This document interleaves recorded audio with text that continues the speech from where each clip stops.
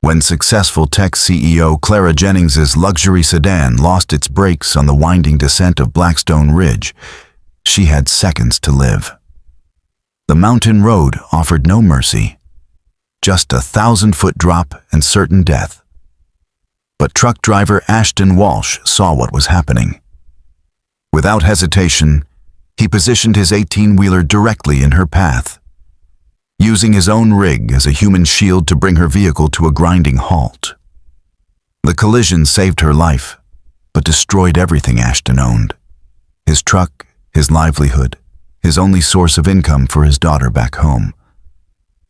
When Clara stumbled out of her mangled car, desperate to thank him and offer compensation, Ashton simply made sure she was safe, refused any reward, and disappeared into the night before authorities arrived. What Clara discovered next about the man who sacrificed everything for a stranger would change both their lives forever, and expose a truth neither of them saw coming. Before we jump back in, tell us where you're tuning in from, and if this story touches you, make sure you're subscribed. Because tomorrow, I've saved something extra special for you. Ashton Walsh had been awake for 16 hours straight. But that was nothing new. The dashboard clock of his Peterbilt semi glowed 11:47 p.m. as he navigated the treacherous curves of Blackstone Ridge, a notorious stretch of mountain highway that separated the valley towns from the interstate beyond. His eyes burned with exhaustion, but the rhythm of the road kept him focused. This was his third cross-country haul this month, and each mile meant another $1 toward keeping his daughter's world intact. The weight of responsibility sat heavier on his shoulders than any cargo he'd ever transported. 15-year-old Maya was back home in Creekwood, a small town 3 hours south where they rented a 2-bedroom apartment above Mrs. Patterson's bakery. The rent was overdue again. Maya's school fees were coming up. The refrigerator had been making that horrible grinding noise for 2 weeks, and Ashton knew it was only a matter of time before it gave out completely. But those were problems for tomorrow. Tonight, he just needed to deliver this shipment of industrial equipment to the distribution center in Pinewood and collect his payment. Ashton had been driving trucks for 12 years, but the last 3 had been the hardest. His wife, Jennifer, had passed away from cancer just months after Maya turned 12. The medical bills had crushed them, draining their savings and forcing Ashton to sell their modest house in the suburbs. They'd moved to Creekwood because the cost of living was lower, and Mrs. Patterson had offered them the apartment at a rate Ashton could almost manage. Almost. The trucking company he worked for, Summit Freight Lines, wasn't exactly known for generous pay or reliable benefits. Ashton was technically an independent contractor, which meant no health insurance, no paid time off, and no guarantee of steady work. When loads were available, he took them. When they weren't, he and Maya scraped by on whatever odd jobs he could find around Creekwood. He'd done everything from helping local farmers with harvests to repairing engines at the small garage on Main Street. Maya never complained, and that broke his heart more than anything. She wore the same 3 outfits to school in rotation. Her sneakers had holes in the soles, and she'd quietly declined every invitation to school events that required money. When other teenagers were posting about concerts and shopping trips, Maya was at the public library doing homework or helping Mrs. Patterson in the bakery to earn a few extra dollars. She was smart, brilliant even, with straight A's and a natural talent for mathematics that her teachers said could take her anywhere. But Ashton knew the truth. Without money for college, Maya's potential would stay trapped in Creekwood, just like his own dreams had been. The road curved sharply, and Ashton downshifted, feeling the familiar vibration of the engine as his rig hugged the mountainside. To his right, a guardrail was all that separated the highway from a deadly plunge into the valley below. This stretch of Blackstone Ridge was infamous. Every year, accidents claimed lives here. The combination of steep grades, tight curves, and drivers who didn't respect the mountain's power created a perfect storm of danger. Ashton's CB radio crackled with chatter from other truckers making the night run. They talked about weather conditions, speed traps, and which rest stops had the best coffee. Ashton listened, but didn't join in. He'd learned that the road was a solitary place for men like him, men carrying weights that couldn't be shared over a CB frequency. His phone, mounted on the dashboard, showed a text message from Maya sent 2 hours ago. "Drive safe, Dad. Love you." She always sent those messages before bed, no matter how late. Ashton smiled despite his exhaustion. That girl was the only thing keeping him going. Everything he did, every mile he drove, every hour he sacrificed sleep, it was all for her. To give her a chance at something better. To make sure Jennifer's death hadn't destroyed both of their futures. The truth was, Ashton was barely holding on. The truck he drove wasn't even his anymore. He'd had to sell it 6 months ago to cover Maya's orthodontist bills and was now leasing this Peterbilt from Summit Freight at rates that ate up most of his profit margin. One major mechanical failure, one accident, one missed payment, and he'd lose everything. He'd be just another broke single father with no prospects and a daughter depending on him. But giving up wasn't an option. Jennifer had made him promise during those final days in the hospital when the pain medication couldn't quite mask her fear. "Take care of our girl," she'd whispered, her hand weak in his. "Don't let the world convince her she's less than she is. Promise me." And he had promised. It was a promise that kept him moving when exhaustion screamed at him to stop, when despair whispered that he was failing, when the numbers in his bank account confirmed his worst fears. The elevation began to increase as Blackstone Ridge climbed toward its highest point. Ashton checked his mirrors, noting a few scattered vehicles on the road behind him. Traffic was light at this hour, mostly commercial trucks and the occasional night owl making the mountain crossing. His load of industrial equipment shifted slightly, and he felt the weight distribution in the way the rig handled the curves. Everything was secure. Everything was under control. Ahead, the road straightened for a brief stretch before plunging into a series of switchbacks that would take him down the eastern slope. This was the most dangerous section. The descent was steep, and many drivers made the fatal mistake of riding their brakes too hard, causing them to overheat and fail. Ashton knew better. He'd made this run dozens of times. He would use engine braking, downshift properly, and take his time. There was no cargo worth dying for, no schedule worth risking his life over. As he reached the crest of Blackstone Ridge, Ashton allowed himself one brief thought about the future. Maybe, if he could string together enough good months, he could save enough for Maya's college fund. Maybe she could escape Creekwood and become the mathematician she was meant to be. Maybe Jennifer's death wouldn't have been entirely in vain. These were the thoughts that sustained him, the fragile hopes that made the endless miles bearable. The road began its descent, and Ashton shifted down, feeling the engine's resistance as it helped control his speed.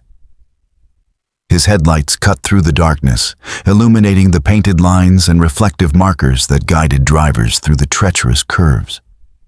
Behind him, another set of headlights appeared, moving fast. Too fast. Ashton watched in his mirror as the vehicle approached, and he could tell immediately that something was wrong.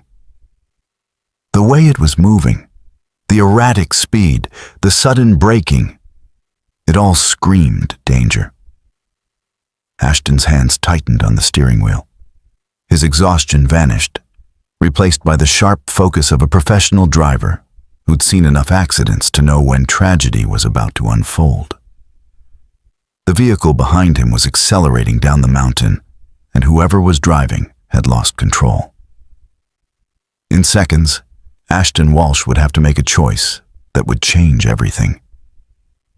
Preparing and narrating this story took us a lot of time, so if you are enjoying it, subscribe to our channel. It means a lot to us. Now back to the story. Clara Jennings had exactly 17 minutes to make her conference call with the Tokyo investors when the first warning light appeared on her dashboard. She was driving her midnight blue Tesla Model S down Blackstone Ridge, returning from a successful business dinner in Lakewood, where she'd secured a crucial partnership deal. As the CEO of Apex Solutions, a rapidly growing cybersecurity firm, Clara lived in a world of high-stakes decisions and constant pressure. Missing this call wasn't an option. At 38 years old, Clara had built her company from a basement startup into a $100 million enterprise with offices in 4 countries. She'd worked 80-hour weeks for a decade, sacrificed relationships, foregone vacations, and pushed herself to the edge of burnout more times than she could count. But success had come at a price. She was wealthy beyond her childhood dreams, but she was also alone. Her marriage had crumbled under the weight of her ambition 5 years ago, and she'd thrown herself even deeper into work to avoid confronting that failure. Tonight should have been a triumph. The partnership with Lakewood Tech meant expansion into new markets and potential revenue streams that would push Apex Solutions into the next tier of industry dominance. Clara had celebrated with a single glass of wine at dinner, feeling for once like she was winning at this impossible game of business warfare. The drive back to her penthouse in Sterling Heights should have been routine. Just 90 minutes on the highway, most of it along Blackstone Ridge's scenic mountain road. The warning light blinked amber on her display screen. Brake system error. Clara frowned and tapped the screen, expecting it to be a sensor malfunction. Teslas were sophisticated machines, but they weren't perfect. She'd had false warnings before. The screen blinked again, this time with more urgency. Brake failure imminent. Seek service immediately. Clara's heartbeat accelerated. She pressed the brake pedal experimentally, and her stomach dropped. There was resistance, but it felt spongy, uncertain. The car was still responding, but something was definitely wrong. She was on a steep descent now, the mountain's eastern slope that wound down through a series of hairpin turns. This was the worst possible place for brake problems. She activated her hazard lights and tried to slow down using the regenerative braking system, but the car's momentum was building. The road curved sharply ahead, and Clara felt the first spike of real fear. She pressed the brake pedal harder. Nothing. The pedal went to the floor with a sickening lack of resistance. No brakes. None at all. Panic exploded in her chest. Clara gripped the steering wheel as her Tesla accelerated down the mountain grade, gravity pulling her faster with every second. The speedometer climbed past 50, then 60. Trees and guardrails blurred past her windows.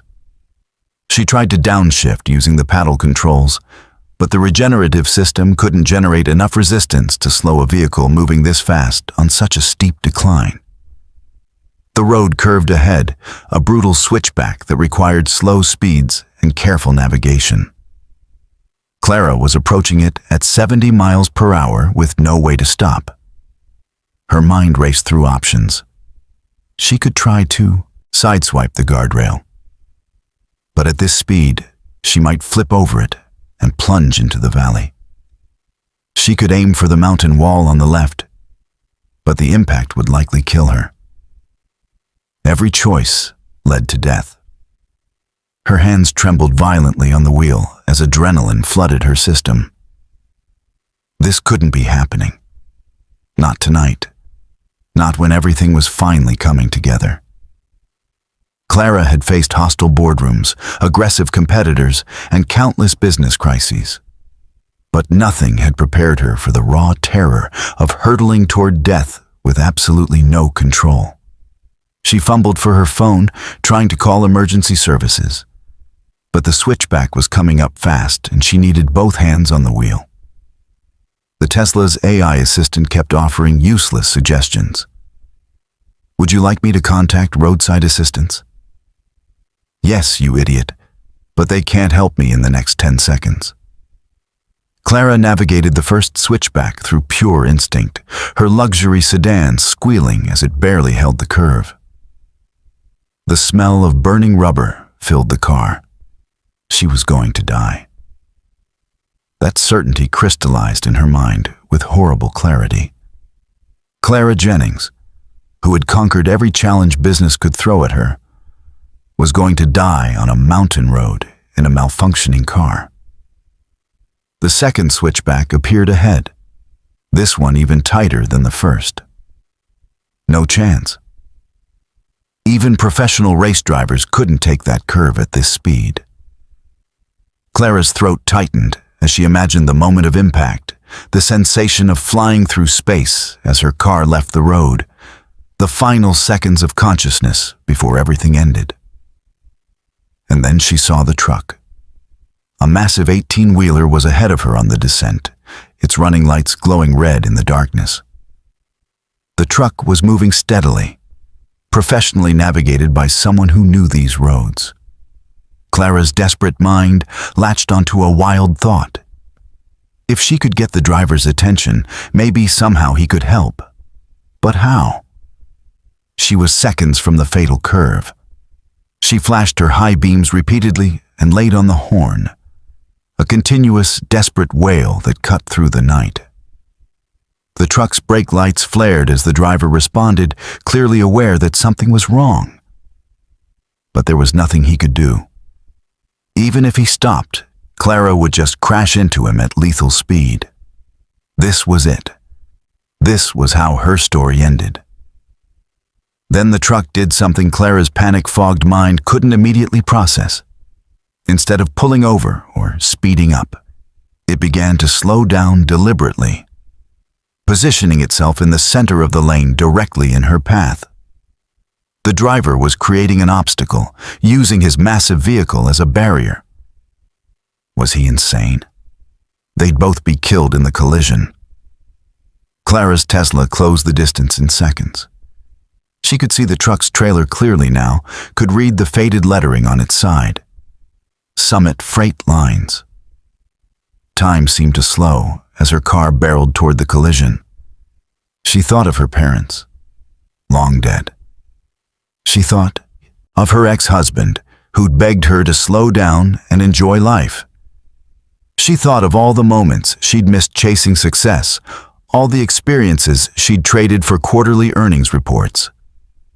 The impact was tremendous. Metal screamed against metal as Clara's Tesla slammed into the truck's trailer. The airbags exploded in her face, and the world became a chaos of noise and violence. Her car was pushed sideways by the collision, grinding against the truck as both vehicles skidded together. She could feel the deceleration, the truck's massive weight working like an anchor to slow their combined momentum. The truck driver was doing something incredible. Even as Clara's car crumpled against his trailer, he was controlling the collision, angling his rig to maximize friction while minimizing the chance that either vehicle would lose control completely. It was a master class in emergency driving, executed by someone with nerves of steel and years of experience. Finally, after what felt like an eternity but was probably less than 10 seconds, both vehicles came to a shuddering stop. Clara's car was wedged against the truck's trailer, steam hissing from her destroyed engine compartment. She was alive. Impossibly, inexplicably, she was alive. Her hands were still locked on the steering wheel in a death grip, her body shaking uncontrollably from adrenaline and shock. Through her cracked windshield, Clara saw the truck driver climbing down from his cab. He was moving quickly despite the obvious danger, running back to check on her. In the darkness and confusion, she could only make out his silhouette, a tall figure backlit by the truck's running lights. He was shouting something, his voice muffled by the ringing in her ears. Clara tried to move, but her body wouldn't respond. She was frozen in place, her mind struggling to process the fact that she was still breathing. The driver reached her door and yanked it open, the damaged frame protesting with a metallic shriek. His face appeared in her field of vision, weathered and exhausted, but filled with urgent concern. "Are you hurt? Can you move? Talk to me." His voice was rough, commanding, the voice of someone who'd taken charge in countless emergencies. Clara tried to answer, but only a strangled sound emerged. The driver's hands were on her shoulders now, checking for injuries with surprising gentleness given the urgency of the situation. "You're going to be okay. Just breathe. You're safe now." Safe. The word seemed absurd given what had just happened. But Clara felt something break inside her. Tears streamed down her face as the reality of her near death finally hit her. This stranger had sacrificed his truck, his livelihood, possibly his life, to save hers. And she didn't even know his name. Ashton's hands moved on autopilot as he checked Clara for injuries, his training from years of witnessing highway accidents kicking in. She was in shock, that much was clear. But he couldn't see any obvious signs of major trauma. Her airbag had deployed properly, and while she'd be bruised and sore, she appeared to have survived the impact without critical injuries. His own heart was hammering in his chest, adrenaline making his hands shake even as he forced them to remain steady. "My name is Ashton," he said, keeping his voice calm and measured. "You're going to be fine. Can you tell me your name?" He needed to keep her talking, keep her conscious and focused. Shock could be as dangerous as physical injuries if it wasn't managed properly. "Clara," she whispered, her voice barely audible. "Clara Jennings. My brakes failed. I couldn't stop. I thought I was going to die." The words tumbled out in a rush, and fresh tears spilled down her cheeks. Ashton recognized the signs of trauma response and nodded, his hands still checking her arms and legs for injuries. "You did great, Clara. You kept control as long as you could. That's what saved your life." He glanced back at his truck, and his stomach twisted into knots. The trailer was destroyed, the rear section crumpled like aluminum foil where Clara's Tesla had impacted it. His cargo would be damaged beyond salvage. The truck itself might be totaled.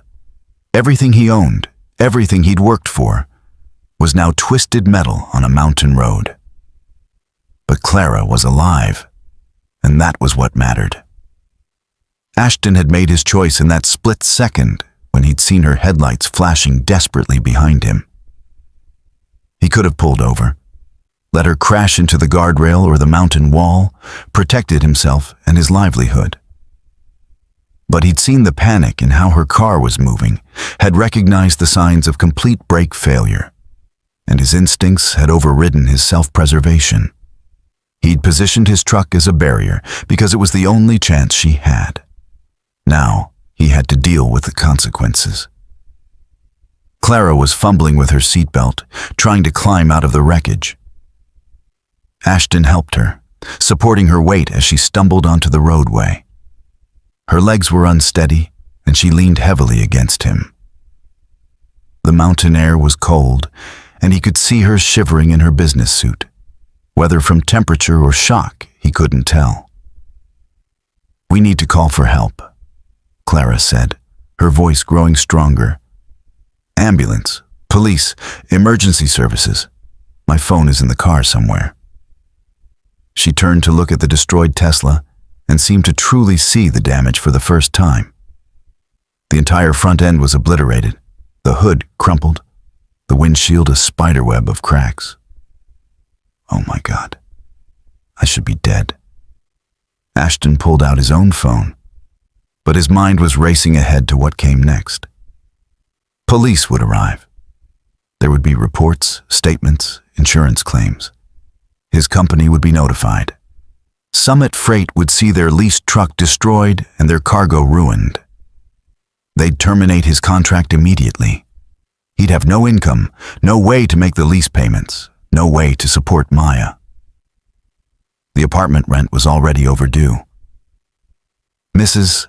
Patterson had been patient, but she couldn't wait forever. Without this job, without any prospects, he and Maya would be homeless within weeks. His thumb hovered over the emergency call button, but something held him back. Maybe it was the exhaustion that had been building for years. Maybe it was the crushing weight of knowing he'd just destroyed his daughter's future to save a stranger. Maybe it was the simple recognition that he couldn't afford to be here when the authorities arrived. Clara was looking at him now with an expression he'd seen before. Back when he and Jennifer used to be comfortable, back before the medical bills and the poverty. It was the look of someone who had money, lots of it, judging by her expensive car and designer clothes. She was seeing him clearly for the first time, taking in his worn jeans, his faded flannel shirt, the exhaustion etched into every line of his face. "You saved my life," Clara said, and her voice cracked with emotion. "That truck, your cargo, everything. You sacrificed it all for me. I don't even know how to begin to thank you." She reached for her purse, which had somehow remained on the passenger seat. "Please, let me compensate you. I can pay for the damages, for your truck, for whatever you've lost. I'm the CEO of Apex Solutions. Money isn't an issue. You deserve to be rewarded for what you did." Ashton felt something cold settle in his stomach. Compensation. Reward. The words felt wrong, tainted somehow. He hadn't positioned his truck to be a hero or to get paid. He'd done it because a human being was about to die and he had the power to prevent it. Taking money for that felt like it would cheapen the choice, turn a moment of pure human decency into a transaction. But more than that, Ashton knew how these situations worked. Clara would want to involve her lawyers, her insurance companies, her accountants. There would be paperwork and publicity and attention. His face would be on the news as the heroic truck driver who saved the wealthy CEO. Summit Freight would learn about the incident from reporters instead of from him. The company would see an opportunity for good publicity and would keep him employed just long enough to milk the story before quietly terminating his contract later. And Maya would see her father turned into a spectacle, paraded around as proof that poor people could be noble too. She'd watch strangers dissect their poverty and her father's sacrifice for entertainment. She'd become the truck driver's daughter, defined by this one moment for the rest of her life. Ashton had seen it happen before, the way the media turned real people into characters, the way well-meaning attention could destroy privacy and dignity. "I don't want your money," Ashton said quietly, and he meant it. Clara's eyes widened in surprise, clearly not expecting that response. "I'm just glad you're safe. That's enough." He looked down the road, where he could already see the distant flash of emergency lights. Someone had called it in. Help was coming. "But your truck, your livelihood," Clara protested, following his gaze. "You can't just walk away from this. Let me help you. Please, it's the least I can do." There was desperation in her voice now, and Ashton realized she needed this. She needed to feel like the debt could be settled, like they could both walk away square. "Take care of yourself, Clara," Ashton said, stepping back from her. "Make sure the EMTs check you out properly. You've been through major trauma." He was moving toward the tree line now, putting distance between them. His truck was finished. There was nothing he could do for it. But he could still protect Maya from the circus that was about to descend. "Wait, what's your last name? How can I reach you?" Clara called after him, but Ashton was already disappearing into the darkness of the forest that lined the road. He could hear her shouting, could hear the confusion and distress in her voice. But he kept moving. The emergency vehicles were getting closer, their sirens cutting through the mountain air. Ashton Walsh vanished into the trees, leaving behind his destroyed truck, his ruined cargo, and the woman whose life he'd saved. He had no phone, no money, no plan for what came next. All he knew was that he needed to get back to Creekwood, back to Maya, before the world came looking for him. He'd figure out the rest as he went. He always did. Behind him, Clara Jennings stood alone on the mountain road, staring at the spot where her rescuer had disappeared, feeling like she'd just witnessed something profound that she couldn't quite understand. The man had saved her life, then walked away from everything, including the help she desperately wanted to give him. As the police cars and ambulance arrived, bathing the scene in flashing red and blue lights, Clara made a silent promise to herself. She would find Ashton Walsh, and she would repay the debt, whether he wanted her to or not. 3 days after the accident on Blackstone Ridge, Clara Jennings sat in her corner office on the 42nd floor of the Sterling Heights Financial Tower, staring at a police report that told her almost nothing. The investigator had been sympathetic, but ultimately unhelpful. "The truck was registered to Summit Freight Lines, ma'am. The driver was an independent contractor named Ashton Walsh. We've tried to contact him, but he hasn't responded to any of our calls. The company claims they don't know his current whereabouts." Clara had been released from the hospital after 12 hours of observation. Miraculously, she'd escaped with nothing more than bruises, a mild concussion, and severely strained muscles. The doctors had called her lucky, but Clara knew the truth. Luck had nothing to do with it. Ashton Walsh had saved her life through deliberate action and personal sacrifice. And then he disappeared like smoke. Her assistant, Nathan, knocked quietly before entering with yet another stack of documents requiring her signature. "The Tokyo investors confirmed the partnership terms," he said, placing the papers on her desk. "They're asking when you'll be available for the formal signing ceremony." Nathan was efficient, professional, and had been with Clara for 6 years. He knew better than most how she operated, which made his next words all the more pointed. "You should be celebrating. This is what you've been working toward for 2 years." Clara barely glanced at the documents.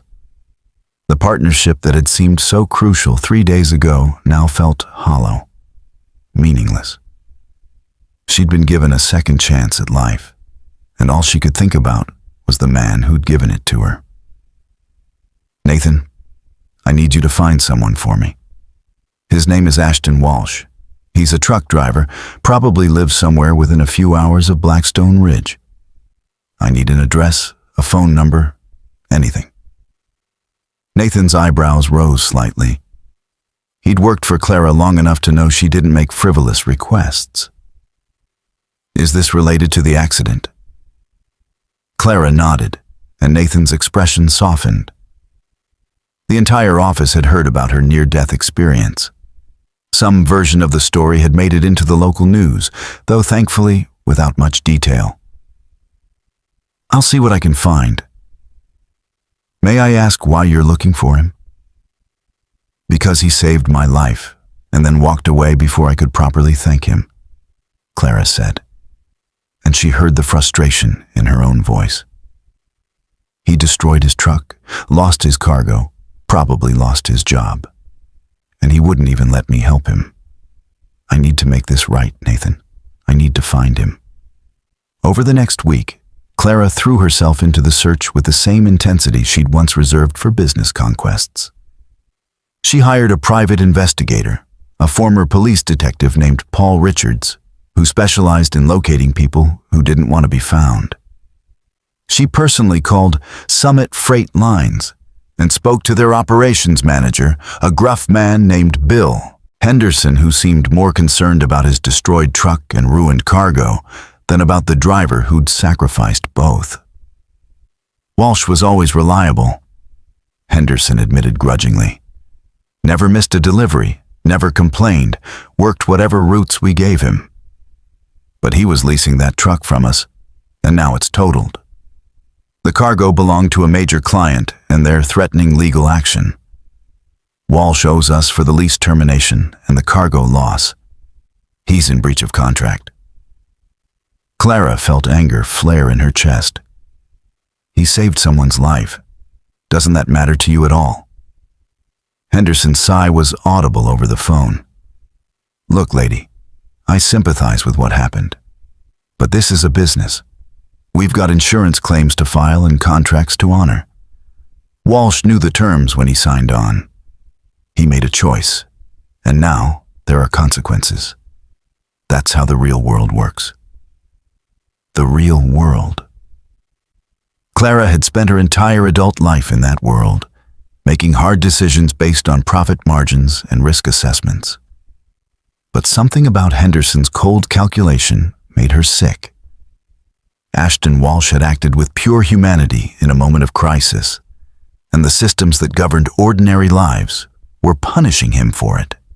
It was wrong on a fundamental level that Clara was only beginning to understand. Paul Richards delivered his initial report 2 weeks after Clara hired him. Found some basic information on Ashton Walsh, the detective said, spreading documents across Clara's conference table. 41 years old, widower, one daughter named Maya, who's 15. They live in Creekwood, a small town about 3 hours south of here. He's been driving trucks for 12 years, but his employment history gets spotty about 3 years ago. Looks like he had some financial difficulties after his wife's death. Clara studied the documents, which included a grainy photo of Ashton from his commercial driver's license. Even in the poor quality image, she could see the exhaustion in his face, the weight he carried. What else? Paul hesitated, and Clara recognized that look. It was the expression of someone about to deliver bad news. His wife died of cancer. Medical bills wiped them out. They lost their house, had to move to cheaper housing. He's been taking whatever trucking work he can get, but it's not steady. The daughter's got a scholarship application pending for a special math program at Sterling Heights Academy, actually. Smart kid, apparently. Sterling Heights Academy. Clara's own alma mater, one of the most prestigious private schools in the state. The irony wasn't lost on her. Can you get me an address in Creekwood? Paul nodded. Already have it. They rent an apartment above a bakery on Main Street. But Clara, there's something you should know. I made some discreet inquiries. Walsh is in serious financial trouble. The truck company is threatening to sue him for breach of contract. He hasn't made his rent payment in 2 months. He's one bad week away from being homeless. The words hit Clara like a physical blow. While she'd been sitting in her luxury office, signing partnership deals and managing her comfortable life, the man who saved her was facing financial ruin. The injustice of it burned in her chest. I need to help him, she said, and Paul gave her a long, measuring look. That's your choice, but be careful. People in desperate situations can be unpredictable, and some folks have too much pride to accept help, even when they need it. Clara thought about Ashton's face in the darkness, the way he'd refused her offer of compensation, the certainty in his voice when he'd said he didn't want her money. Paul was right. This wasn't going to be as simple as writing a check. But Clara hadn't built $100 million company by accepting obstacles. She'd find a way. 2 days later, Clara made the 3-hour drive to Creekwood in a rental car. Her Tesla was still being evaluated by insurance adjusters, who couldn't quite believe anyone had survived the crash. The drive gave her time to think, to plan what she would say when she finally found Ashton Walsh. She'd rehearsed a dozen different approaches, but they all felt inadequate. Creekwood was exactly the kind of town Clara had spent her life trying to escape. One main street, a handful of local businesses, houses that had seen better days, and an air of quiet desperation that came from economic decline.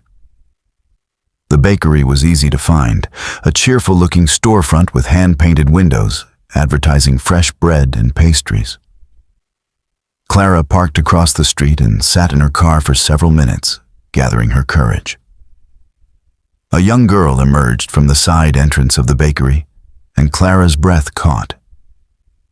Maya Walsh, she had to be. The resemblance to the photo in Paul's report was unmistakable. But what struck Clara was the girl's demeanor. Maya carried herself with careful dignity.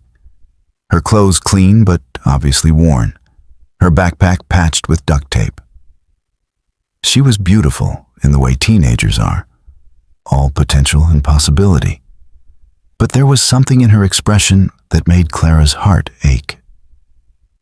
It was the look of someone who'd learned too young that the world was hard and resources were scarce. Maya walked down Main Street with purpose, and on impulse, Clara decided to follow at a distance. The girl stopped at the public library, a modest brick building that looked like it had been standing since the town's founding. Through the windows, Clara could see Maya settling at a table with textbooks spread around her, already deep in concentration. This was where she did her homework, Clara realized. Not in a comfortable bedroom with high-speed internet and all the resources money could buy, but in a public library because it was free and warm. Clara felt something shift inside her. This wasn't just about repaying a debt anymore. This was about two lives that had intersected in a moment of crisis, two worlds that normally never touched. She thought about her own teenage years, the private tutors and expensive summer programs, the assumption that college was inevitable and success was simply a matter of effort. Maya Walsh was just as smart, probably smarter. But she was fighting with one hand tied behind her back. A woman approached Clara's car, tapping on the window. She was elderly, with kind eyes and flour-dusted hands. "You've been sitting out here for a while, dear. Can I help you with something?" It was the voice of someone who'd lived in a small town long enough to notice strangers. Clara rolled down her window and made a snap decision. "I'm looking for Ashton Walsh. I believe he lives above your bakery." The woman's expression immediately became guarded. "Ashton's not in any trouble, is he? He's a good man, just going through a hard time." Clara shook her head quickly. "No trouble. Actually, I owe him a debt. My name is Clara Jennings. He saved my life a few weeks ago on Blackstone Ridge." Recognition flashed across the woman's face. "You're the one from the accident. Ashton mentioned it to me, said he'd been involved in a collision but wouldn't give me details. Stubborn man, too proud for his own good." She studied Clara with sharp eyes. "He's not here right now. Been gone for days, looking for work in Pinewood and Lakewood. The trucking company terminated his contract. He's desperate to find something, anything, before he loses the apartment." The confirmation of Ashton's situation made Clara's determination crystallize into absolute certainty. She would help him, whether he wanted it or not. But she needed to be smart about it. Direct confrontation clearly wouldn't work. Ashton had already demonstrated his willingness to walk away from help. She needed a different approach. "When will he be back?" Clara asked. and the elderly woman shrugged. Tonight, maybe tomorrow. He's been staying in his truck, well, what's left of it, trying to save money on motels. Mrs. Patterson's the name, by the way. I own the bakery. Been trying to give him more time on the rent, but I've got my own bills to pay. Clara reached into her purse and pulled out her business card. Mrs. Patterson, when Ashton returns, please don't tell him I was here. But if he needs anything at all, I want you to call me. Day or night.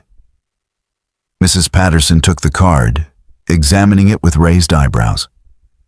CEO of Apex Solutions, you're serious about this debt you owe him. More serious than I've been about anything in a long time, Clara said. She drove back to Sterling Heights that evening with her mind spinning through possibilities. By the time she reached her penthouse, she had the beginnings of a plan. It would require discretion, patience, and a willingness to operate in ways that felt manipulative but served a greater purpose. Ashton Walsh had saved her life. Now Clara Jennings would save his, whether he agreed to it or not.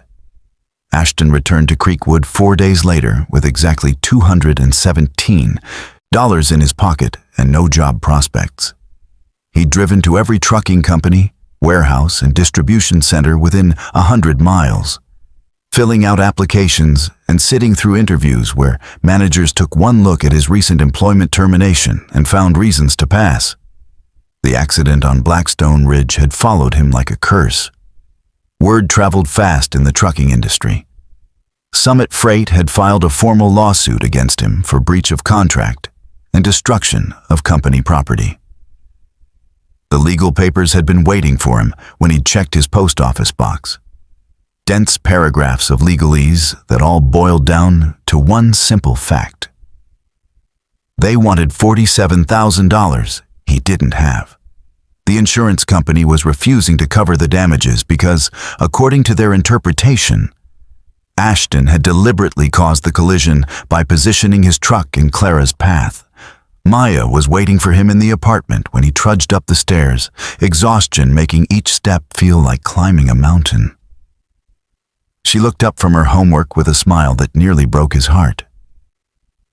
Dad, you're back. How did it go? Ashton forced himself to smile in return, dropping his duffel bag by the door. Still looking, sweetheart. But something will turn up. It always does. The lie tasted bitter. Nothing was turning up. His commercial driver's license was still valid, but his reputation was ruined. The lawsuit from Summit Freight would follow him wherever he went. Even if he found work, his wages would be garnished to pay the judgment. They were caught in a trap with no visible exit. Maya set down her pencil, and Ashton could see her doing calculations in her head. His brilliant daughter, always thinking 3 steps ahead. Mrs. Patterson came by earlier. She said we need to talk about the rent. Ashton's stomach clenched. He'd been avoiding that conversation, hoping desperately that he'd find work before it became unavoidable. I'll talk to her tomorrow. Don't worry about it, Maya. Dad, I can get a job, Maya said, and her voice was steady, matter of fact. The grocery store is hiring bag boys. I could work after school and on weekends. It's not much, but it would help. The offer gutted him.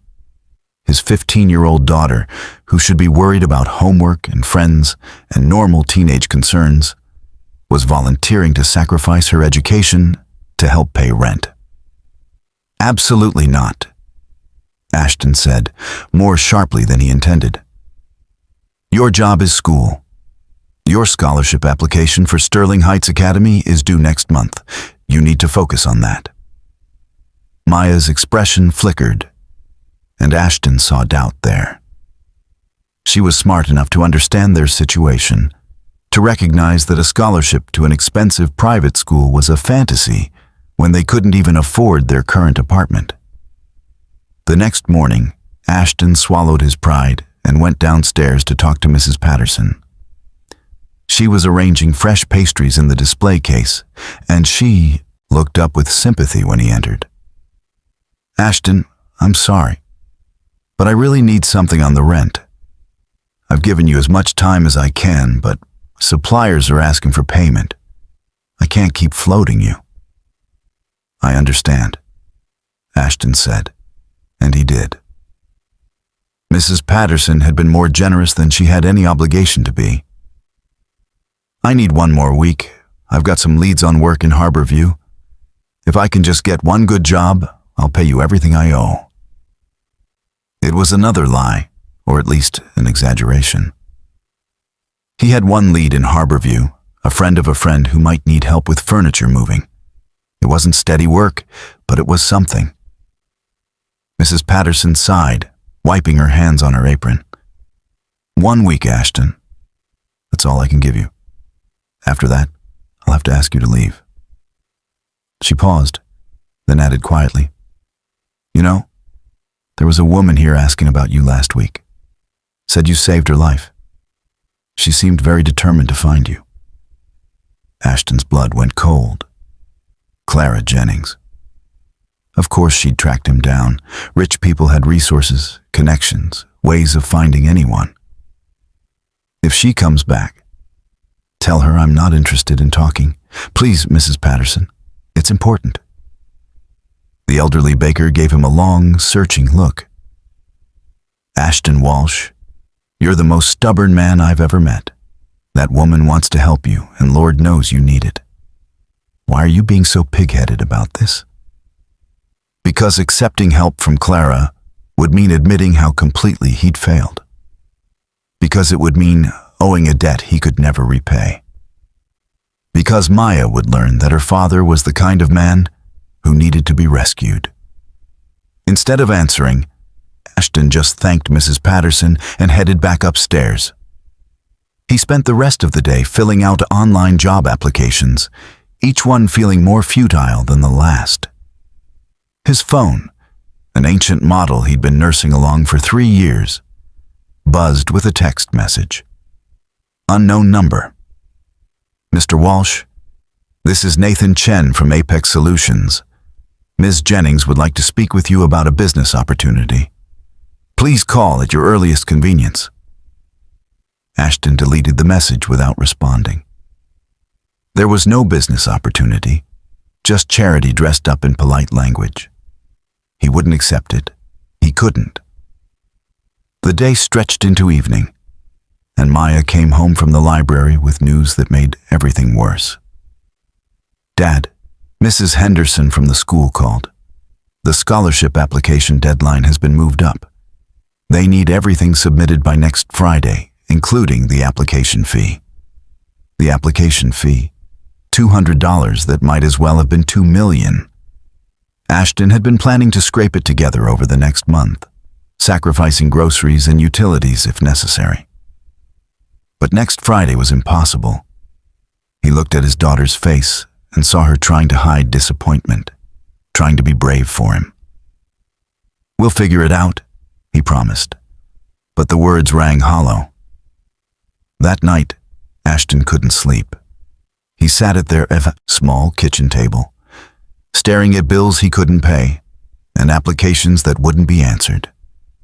The walls of the apartment seemed to close in on him, suffocating in their reminder of how small his world had become.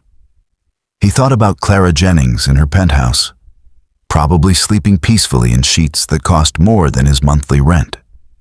She thought she could fix his problems with money, but she didn't understand. Money wouldn't change the fundamental truth. Ashton Walsh was a failure who destroyed his own life to save a stranger's. The next morning brought a surprise. Ashton was preparing a meager breakfast when someone knocked on the apartment door. He opened it to find a man in an expensive suit, holding a leather briefcase and looking slightly uncomfortable in the shabby hallway. "Mr. Walsh, my name is James Mitchell. I'm an attorney with Brennan and Associates. May I come in?" Ashton's first thought was that Summit Freight had escalated their lawsuit, but Mitchell's manner wasn't aggressive. He seemed almost apologetic. "Mr. Walsh, I represent an anonymous client who's interested in settling your legal difficulties with Summit Freight Lines. My client is prepared to pay the full amount of the judgment against you, approximately $47,000, in exchange for your agreement to certain terms." The words didn't make sense. Anonymous client. Settlement. Ashton's exhausted brain struggled to process the information. "I don't understand. Who's your client? Why would anyone do this?" Mitchell set his briefcase on the table and pulled out documents. "My client wishes to remain anonymous. The terms are simple. You agree to accept the payment. In exchange, you sign a confidentiality agreement stating that you won't discuss the settlement or attempt to contact my client. All communication must go through me." Clara Jennings, it had to be. Who else would have the resources and the motivation? Ashton felt anger surge through his exhaustion. She'd found another way in, used lawyers and legal maneuvering to force her help on him. "Tell your client I decline. I don't want charity, and I especially don't want it with strings attached." Mitchell didn't seem surprised. "Mr. Walsh, I've been authorized to inform you that if you decline this offer, my client will move forward with an alternative plan. Specifically, they intend to establish a scholarship fund at Sterling Heights Academy, designated for students from Creekwood who demonstrate exceptional aptitude in mathematics. The fund will cover full tuition, room and board, and living expenses." The threat was clear, and it was brilliant. If Ashton refused the personal help, Clara would simply help Maya directly, in a way he couldn't prevent. She was backing him into a corner, using his daughter as leverage. "That's manipulative," Ashton said, his voice shaking with barely controlled fury.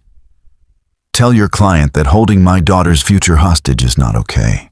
Mitchell's expression remained neutral and professional. "My client anticipated your reaction. They asked me to remind you that your daughter's application deadline is next Friday, and the fee is $200. They also wanted you to know that this isn't about obligation or debt. It's about giving a young person the opportunities she deserves. Your pride shouldn't stand in the way of her future."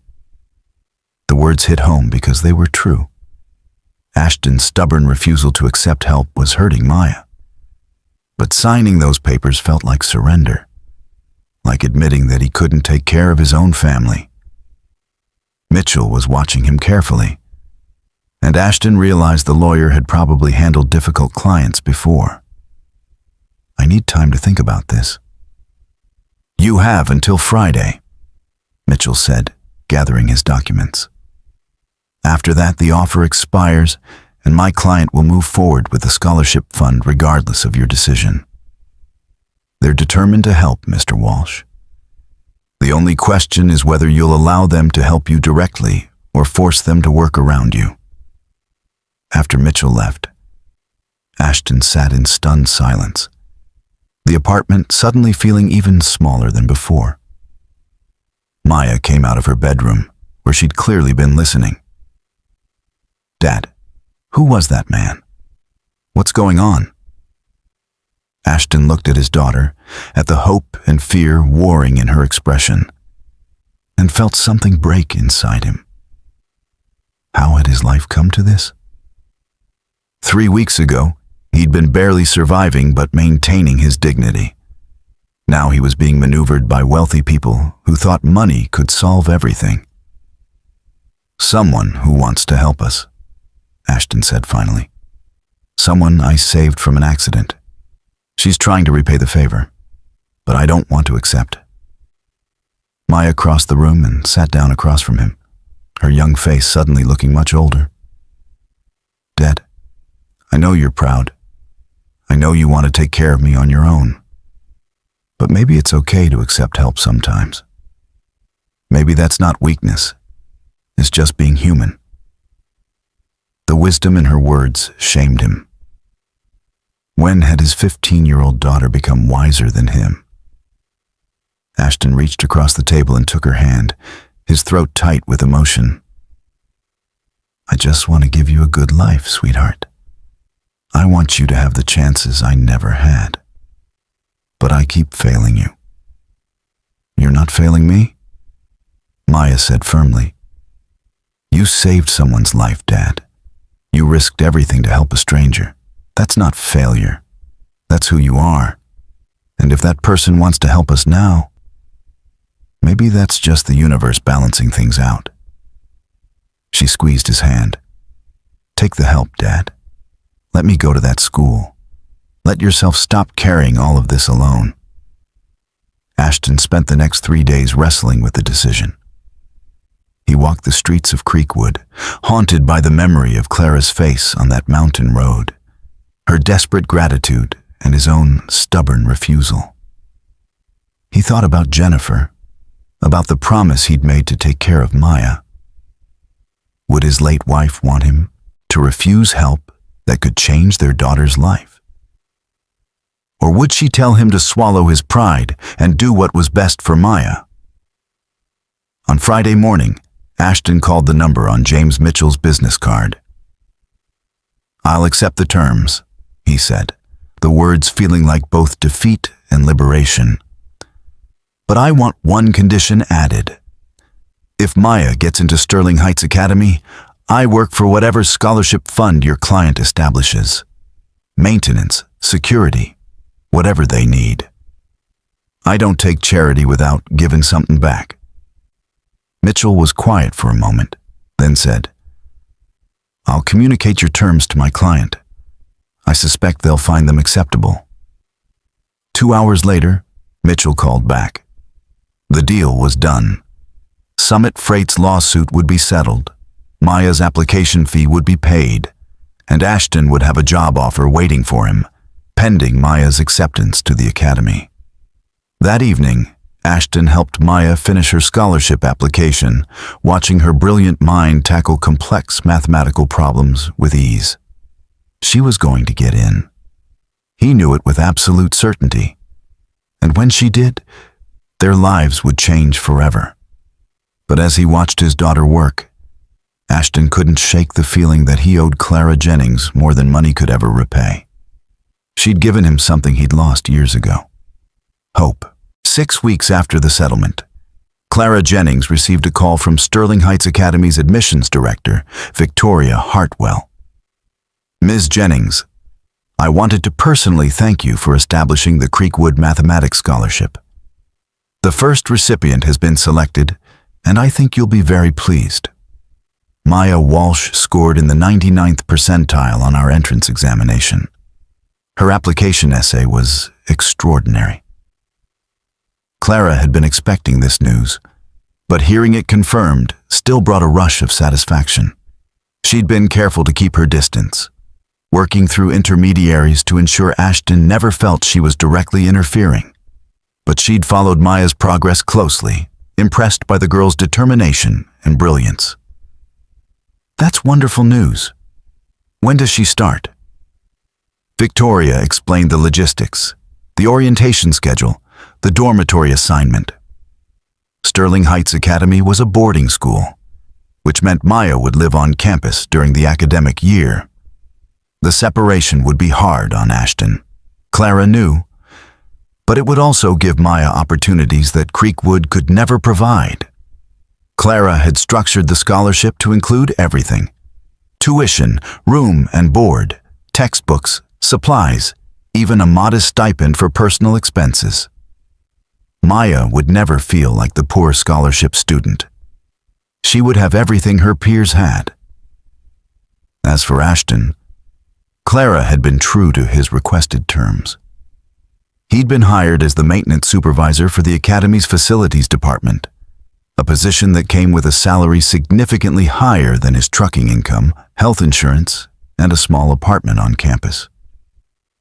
He could see Maya regularly without her having to leave school. It was the perfect solution, elegant in its simplicity. But Clara wanted more than elegant solutions. She wanted to see Ashton again, to talk to him face to face without lawyers and intermediaries. She wanted to understand why he'd walked away on that mountain road, why he'd fought so hard against accepting help. So she did something impulsive and probably inappropriate. She drove to Sterling Heights Academy on the day of new student orientation, knowing Ashton would be there with Maya. The campus was beautiful in late August, tree-lined pathways connecting historic brick buildings that spoke of tradition and excellence. Clara found herself feeling nervous as she walked toward the administration building, which was absurd. She'd negotiated with hostile investors, fired incompetent executives, and delivered presentations to thousands of people without breaking a sweat. But the thought of facing Ashton Walsh made her palms sweat.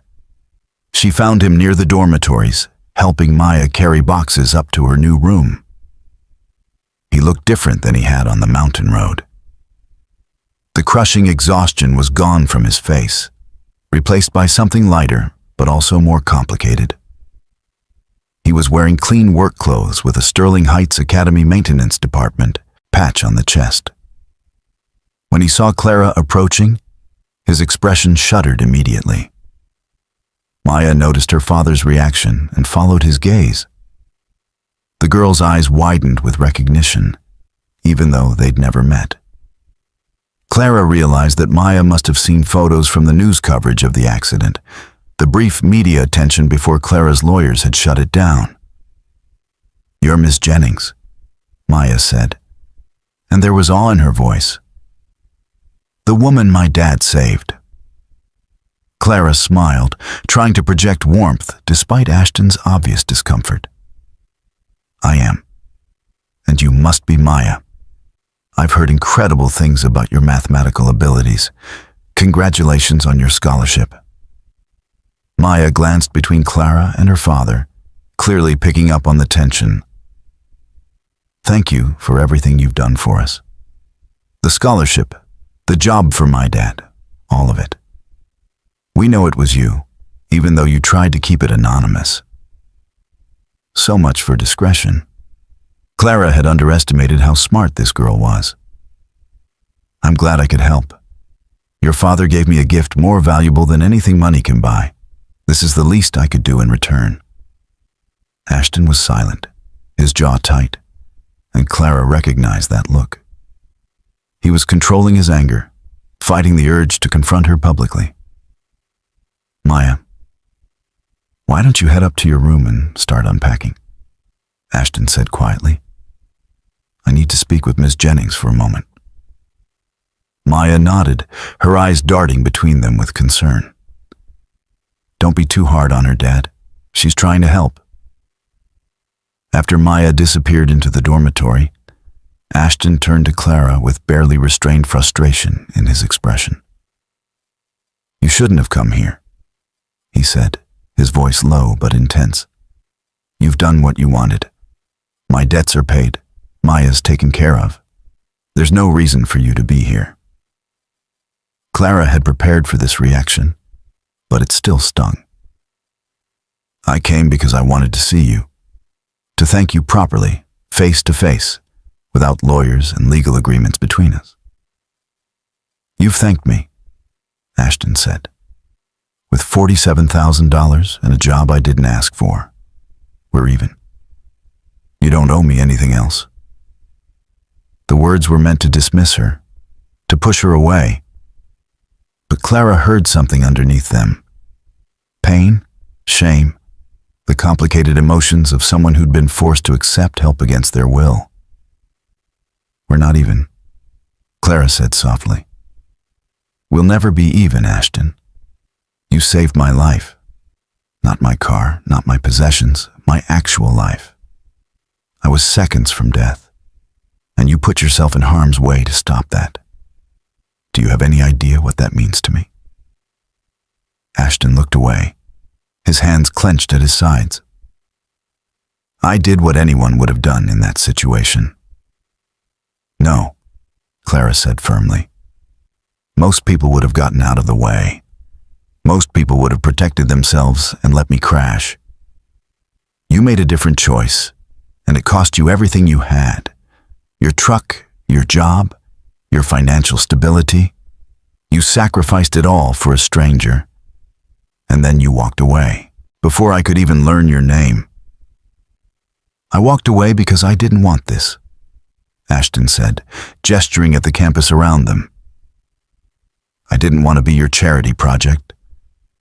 I didn't want my daughter's future to depend on the guilt of a rich woman who felt she owed me something. I wanted to take care of my family on my own terms. The honesty was brutal, but Clara appreciated it. At least they were finally having a real conversation instead of communicating through intermediaries. And how was that working out for you? You were about to lose your apartment. Maya was about to lose her shot at a proper education. Your stubborn pride was hurting the person you love most. Ashton flinched as if she'd struck him, and Clara immediately regretted the harshness of her words. I'm sorry. That was unfair. But Ashton, please try to understand. What you gave me wasn't just my life. You gave me a chance to be better, to use my resources for something that actually matters. Do you know what I do all day? I make rich people richer. I solve problems that only exist in boardrooms and quarterly reports. It's empty. It's always been empty. But I never let myself acknowledge that until you showed me what real courage looks like. Ashton's expression softened slightly, some of the anger draining away. You think I'm courageous? I'm broke, desperate, and working a maintenance job because I destroyed my own career. That's not courage. That's just the consequences of a stupid decision. It wasn't stupid, Clara insisted. It was the most human thing I've ever witnessed. You saw someone in trouble and you helped them, even though it meant sacrificing everything. That's not stupidity. That's heroism in its purest form. She took a step closer, closing the distance between them. And maybe I did feel guilty at first. Maybe I did see this as a debt to be repaid. But it's become something more than that. I want to know you, Ashton. I want to understand the kind of person who makes choices like you made that night. Ashton was quiet for a long moment, studying her face as if trying to determine whether she was sincere. You don't know anything about my life. You don't know what it's like to watch your wife die because you can't afford better treatment. You don't know what it's like to see your daughter wearing clothes from thrift stores while her classmates have everything. You don't know what it's like to fail every single day and still have to get up the next morning and try again. The pain in his words was raw and real, and Clara felt tears sting her eyes. You're right. I don't know those things. I've lived in a bubble of privilege my entire life. But I know what it's like to be alone. I know what it's like to realize that everything you've built is empty if you have no one to share it with. I know what it's like to wonder if your life has any real meaning beyond the numbers in your bank account. Ashton's expression shifted, surprise replacing some of the anger. You're worth $100 million and you're telling me you feel empty? Clara laughed, but it was a bitter sound. Money doesn't fix loneliness, Ashton. It doesn't give your life purpose or meaning. It just makes you comfortable while you're miserable. I've spent 20 years chasing success, and you want to know what I've learned? Success is the loneliest achievement there is. They stood there in the late summer afternoon, two people from completely different worlds who'd been thrown together by chance and circumstance. Around them, families were helping students move into dormitories, parents hugging their teenagers goodbye, the normal rhythms of academic life proceeding as they always had. But for Clara and Ashton, everything had changed. What do you want from me? Ashton finally asked, and his voice was tired, all the fight draining out of him. Why are you really here? Clara took a breath, preparing to speak a truth she'd only recently recognized. I want to be friends. I want to know Maya and watch her succeed. I want to understand how you've managed to raise such an incredible person while dealing with circumstances that would have broken most people. And maybe, if you'll let me, I want to learn from you. Because somewhere along the way, I forgot what it means to be human. You reminded me. Ashton's eyes searched her face, looking for deception or manipulation, but Clara kept her expression open and honest. Whatever happened next, she wouldn't lie to him. Finally, slowly, some of the tension left his shoulders. I don't know how to be friends with someone like you. We don't live in the same world. Then maybe we create a new world, Clara suggested. One where a truck driver and a CEO can sit down and have coffee without worrying about who owes whom what. One where my resources can help people who deserve it without strings attached. One where your courage and my means can actually make a difference. She smiled, feeling hope for the first time in years. What do you say, Ashton? Can we at least try? Ashton didn't answer immediately, but Clara saw something shift in his expression. Acceptance, maybe. Or at least the willingness to consider possibilities he'd previously rejected. Maya would never forgive me if I said no, he finally admitted. And there was the ghost of a smile on his tired face. She's been talking non-stop about wanting to thank you properly. She's got this whole speech planned out. Clara laughed, genuine joy bubbling up. Then let's not disappoint her. How about dinner tonight, the three of us? Nothing fancy, just a chance to talk without all the baggage of debts and obligations. Ashton hesitated one more moment, then nodded slowly. Okay, dinner. But I'm paying. Clara started to protest, then recognized that this was important to him. Deal, you pick the place. As she walked back to her car, Clara felt lighter than she had in years. The path ahead wouldn't be easy. Ashton was proud and damaged, carrying wounds that money couldn't heal. But for the first time since that night on Blackstone Ridge, she had hope that something good could come from the tragedy they'd both survived. She'd saved his livelihood. Now maybe together they could save each other from the different kinds of poverty they'd both been living with. The restaurant Ashton chose was a small Italian place on the edge of Sterling Heights, the kind of establishment that had checkered tablecloths and family photos on the walls. Clara arrived first, deliberately casual in jeans and a sweater, nothing that would scream wealth or privilege. When Ashton and Maya walked in, she saw the girl's eyes light up with excitement barely contained. Maya was dressed in new clothes, probably purchased for the academy orientation, and she carried herself with a mixture of confidence and nervousness that Clara found endearing. Ashton looked uncomfortable in the restaurant setting, his work-worn hands fidgeting with the menu as they sat down. This was a man more at ease in truck stops and diners than places with cloth napkins. Ms. Jennings, I wanted to tell you that I've already started my placement tests at the academy. Maya began, the words tumbling out in a rush. They're evaluating which level mathematics courses I should take, and the coordinator said I might be able to skip directly to advanced calculus. Can you believe that? Advanced calculus as a sophomore. Clara smiled at the girl's enthusiasm. That's incredible, Maya.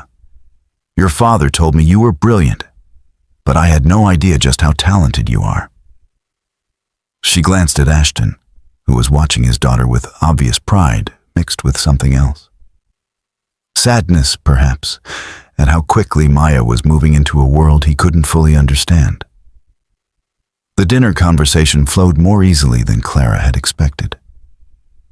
Maya asked intelligent questions about Clara's company, about cybersecurity and technology trends, displaying a mind that made connections across disciplines. Ashton remained quieter. but Clara noticed him relaxing gradually as the evening progressed. He even smiled a few times at Maya's animated descriptions of her new dormitory and the other students she'd met. When Maya excused herself to use the restroom, Clara and Ashton were left alone at the table. The silence stretched between them, not quite comfortable but not hostile either. "She's extraordinary," Clara said finally. "You've raised an amazing person, Ashton. Whatever else you think about your life, that's an accomplishment that matters more than anything." Ashton nodded slowly, his eyes following Maya's path through the restaurant. "She's the only thing I got right. Everything else has been a disaster. But Maya turned out perfect despite me, not because of me." Clara shook her head. "I don't believe that. Kids don't become who Maya is without good parenting. She has your strength, your integrity. Those aren't accidents." "My integrity," Ashton repeated, and there was bitterness in his voice. "Is that what you call it when a man can't pay his rent? When he has to accept charity from strangers?" Clara leaned forward, keeping her voice gentle but firm. "Your integrity is what made you position that truck to save my life. Your integrity is what made you walk away from compensation because you didn't want it to be transactional. Your integrity is why you're working maintenance instead of taking money you feel you didn't earn. Stop punishing yourself for being human." Ashton met her eyes, and Clara saw the exhaustion there, the weight of years spent barely surviving. "You make it sound noble. It's not. It's just stubbornness and pride, and both those things nearly destroyed my daughter's future." Before Clara could respond, Maya returned, sliding back into her seat with a knowing look that suggested she understood they'd been talking about her. Over the next few weeks, an unexpected pattern developed. Clara found herself driving to Sterling Heights Academy more frequently than her schedule really allowed. She told herself it was to check on the scholarship program, to ensure Maya was settling in properly. But the truth was more complicated. She looked forward to conversations with Ashton, brief encounters in the campus maintenance office, or chance meetings on the pathways between buildings. Ashton was unlike anyone in Clara's usual circle. He didn't care about her company's stock price or her connections to powerful people. He treated her as just another person, sometimes with suspicion, often with surprising insight. He noticed things others missed, the way she avoided questions about her personal life, the exhaustion she tried to hide behind expensive clothes and perfect makeup. One October afternoon, Clara found Ashton repairing a bench near the mathematics building. He was focused on his work, replacing rotted wood with careful precision. She watched for a moment before announcing her presence. "You're good at that," she observed, and Ashton looked up with a slight smile. "Fixing things is easier than fixing people," he said, testing the stability of the new board. "Wood doesn't have complicated emotions or stubborn pride." Clara laughed and sat down on the grass nearby, not caring that her expensive pants would get stained. "Is that a commentary on our friendship, or just general philosophy?" Ashton paused, considering. "Can I ask you something? Why do you keep coming here? Maya's doing great. The scholarship is working exactly as planned. You don't need to check on us." Clara had been expecting this question, but she still didn't have a perfect answer. "Maybe I'm lonely. Maybe I like talking to someone who doesn't want anything from me except honesty. Maybe saving my life created a connection I don't fully understand, but don't want to lose." The vulnerability in her admission seemed to surprise Ashton. He set down his tools and sat on the bench he'd been repairing. "I've been thinking about that night on the mountain, about why I put the truck in your path. It wasn't heroic or calculated. I just saw someone about to die and I couldn't let that happen. It was instinct, maybe stupidity. Not stupidity, Clara insisted. Compassion. The rarest thing in the world, especially when it costs you everything. They sat in comfortable silence for a while, watching students hurry between classes. Clara felt something shift in her understanding of what mattered. For years, she'd measured her life in achievements and acquisitions. But sitting on the grass next to a maintenance worker who'd saved her life, she felt more content than she had in any boardroom victory.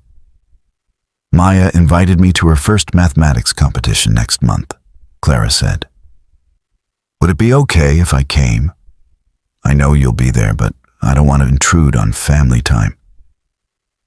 Ashton's expression softened. You're not intruding. Maya talks about you constantly. You've become important to her, some kind of role model for what women can achieve in business. She'd be disappointed if you didn't come. And what about you? Clara asked. Would you be disappointed? Ashton met her eyes, and Clara saw honesty there without the usual defensive walls. No, I'd be glad you came. You're not what I expected, Clara Jennings. You're complicated and driven and kind of exhausting, but you're also real. That matters. Clara felt warmth spread through her chest at the simple compliment. You're not what I expected either. I thought you'd be grateful and deferential, easy to help and easier to forget. Instead, you're stubborn and infuriating, and you make me question everything about how I've lived my life. It's uncomfortable and necessary, and I wouldn't change it. Maya's competition arrived on a bright November Saturday. Clara sat in the audience between Ashton and Mrs. Patterson, who'd driven up from Creekwood to support her former tenant's daughter. The problems displayed on the screen were incomprehensible to Clara. Complex equations and proofs that might as well have been written in another language. But Maya worked through them with focused intensity, her pen moving confidently across the paper. When the results were announced and Maya placed second in the entire regional competition, Clara found herself cheering alongside Ashton, both of them on their feet with genuine pride. Maya's face glowed with accomplishment as she accepted her medal. After the ceremony, she ran to her father first, then surprised Clara with a fierce hug. Thank you for being here, Maya whispered. Both of you. I know this isn't easy, Dad dealing with you being around, you trying to figure out how to help without making it weird. But it matters to me. You both matter to me. Clara felt tears threaten and blinked them back. When had this brilliant teenager become so important to her? When had Ashton's quiet strength become something she looked forward to? That evening, the three of them celebrated at a modest restaurant Maya chose. The conversation flowed easily now. Months of awkwardness worn away by repeated encounters. Ashton told stories about Maya's early fascination with numbers, how she'd counted everything as a toddler. Maya teased her father about his terrible cooking. Clara shared carefully edited versions of her business challenges, making them entertaining rather than intimidating. As they left the restaurant, Maya walked ahead to the car, and Clara found herself alone with Ashton under the streetlights. Thank you for letting me be part of this, she said quietly. For letting me into your lives, even though I forced my way in at the beginning. Ashton was quiet for a moment, his expression thoughtful. I'm glad you forced your way in. I was so focused on protecting my pride that I couldn't see what Maya needed. You gave her opportunities I never could have provided. That matters more than my stupid ego. Clara reached out and touched his arm, a brief contact that felt significant. You gave her something I never could.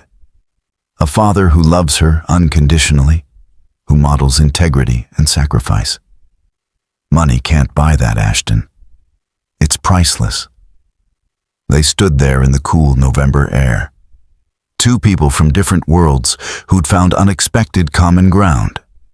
Whatever this relationship was becoming, Clara knew it was changing her in fundamental ways she was only beginning to understand.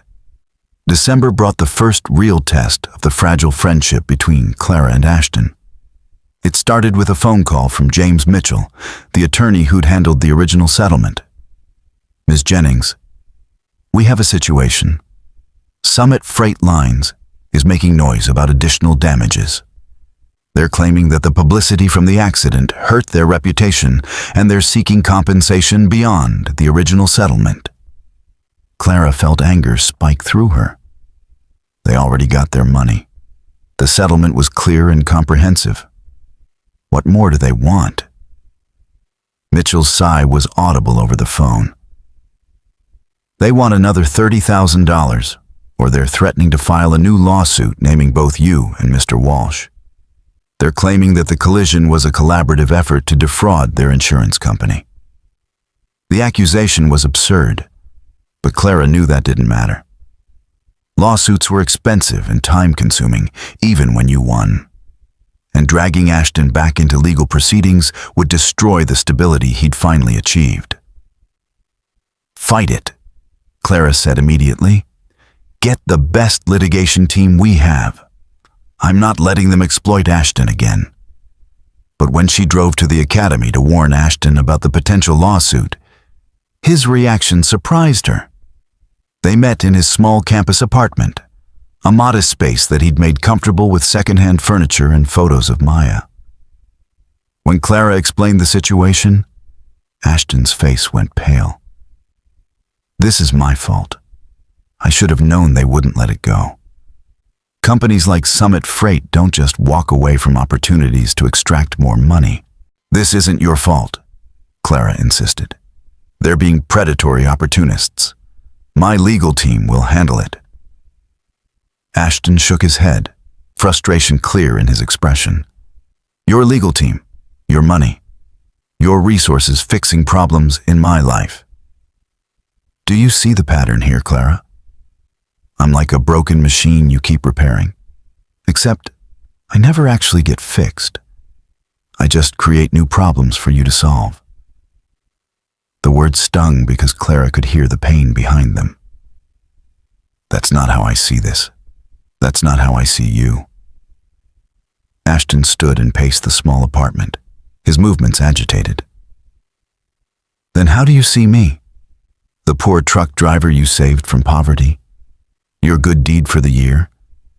The project that makes you feel better about your wealth?" Clara felt her own anger rising to meet his. "That's unfair, and you know it. I care about you and Maya. This isn't about guilt or charity anymore. It's about protecting people I've come to value." Ashton stopped pacing and faced her directly. "But that's the problem. You can protect us because you have money and power. I can't protect you from anything. I can't even protect my own daughter without your help." "What kind of relationship is that? It's not friendship. It's not even. It's just you rescuing me over and over again." The conversation was spinning into dangerous territory, touching on insecurities neither of them had fully acknowledged. Clara took a breath, trying to find the right words. "You saved my life, Ashton. You can't protect me from lawsuits or business challenges, but you protected me from death. That's not nothing. And maybe what I'm learning is that protection comes in different forms. You've protected me from loneliness, from forgetting what actually matters in life." Ashton's expression softened slightly, but the tension remained. "I don't know how to do this, Clara. I don't know how to accept help without feeling like I'm failing. I don't know how to be friends with someone from your world without constantly being reminded of how different our lives are." Clara moved closer, closing the physical distance between them. "Then we figure it out together. We make mistakes and apologize and try again. That's what real relationships are, Ashton. Messy and complicated and sometimes uncomfortable. Before Ashton could respond, Maya knocked and entered, her backpack slung over one shoulder. She stopped immediately, picking up on the tension in the room. "What's wrong? Did something happen?" Ashton and Clara exchanged glances, and Clara made a decision. "Summit Freight is causing problems. They want more money, and they're threatening to involve your father in another lawsuit. But we're handling it." Maya looked between them, her intelligent eyes assessing the situation. "This is about more than the lawsuit, isn't it? You two are fighting about Dad's pride again." The observation was so accurate and so bluntly delivered that both adults were momentarily speechless. Maya set down her backpack and crossed her arms. "Look, I know I'm just the kid here, but can I say something?" "You're not just anything," Clara said gently. "Say whatever you need to say." Maya took a breath, choosing her words carefully. "Dad, you saved Ms. Jennings's life because that's who you are. You help people even when it costs you everything. Why is it so hard for you to let someone help us back? Is your pride really worth making everyone miserable?" Ashton flinched at his daughter's directness. "It's not that simple, Maya." The teenager's expression was firm, more mature than her 15 years. "It is that simple. Miss Jennings isn't trying to make you feel bad about accepting help. She's trying to be a friend. But you keep pushing her away because you're scared. Scared that needing help makes you weak, or that owing someone something makes you less of a man. But Dad, you're the strongest person I know, and accepting help doesn't change that." The silence that followed was heavy with truth. Clara saw moisture in Ashton's eyes as he looked at his daughter, this brilliant, compassionate person he'd raised against all odds. "When did you get so wise?" he asked, his voice rough with emotion. Maya smiled. "I learned from you. You taught me that being strong means doing what's right, even when it's hard. Well, letting people care about you is hard, but it's still right." Clara felt her own throat tighten with emotion. This family, with their fierce love and complicated pride, had become more important to her than any business success. "Maya's right," she said softly. "I'm not trying to rescue you, Ashton. I'm trying to be present for people I care about. That's what friends do." Ashton was quiet for a long moment, wrestling with years of conditioning that told him self-sufficiency was the only honorable path. Finally, he nodded slowly. "Okay, handle the lawsuit. But I'm paying you back when I can. Even if it takes years, even if you tell me not to. That's my condition for accepting your help this time." Clara wanted to argue, but she recognized that this was important to Ashton's sense of self. "Fine. But you pay me back by being my friend, by letting me be part of Maya's life, by showing up when I need someone to remind me what actually matters. That's the currency I value." Maya grinned, clearly pleased with the resolution. "Good. Now that we've solved that, can we talk about my winter break plans? Because I was thinking I could maybe do an internship at Apex Solutions, just shadowing in your IT department to see how real cybersecurity works." Clara laughed, the tension breaking. "Absolutely, I'll set it up. But be warned, my IT team is intense. They might put you to work." "Good," Maya said with confidence. "I want to work." As the evening progressed into discussion of Maya's academic progress and Clara's latest business challenges, the earlier conflict faded into something manageable. But Clara knew they'd crossed an important threshold. Ashton had finally begun to accept that asking for help wasn't weakness, and Clara had acknowledged that her wealth created complicated dynamics that required careful navigation. Later, as Clara prepared to leave, Ashton walked her to her car. The December air was cold, their breath visible in the streetlight. "Thank you," Ashton said quietly, "for understanding why this is hard for me, for not giving up when I push you away." Clara smiled. "Thank you for saving my life, for showing me that success without connection is hollow, for being stubborn and infuriating and making me work to be your friend." Ashton returned the smile, and Clara noticed how it transformed his face, erasing years of exhaustion. "Friends," he repeated, testing the word. "I guess we are, aren't we? Despite everything." Clara nodded. Despite everything, or maybe because of everything. The collision brought us together, but everything since then has been a choice. We keep choosing each other, even when it's difficult.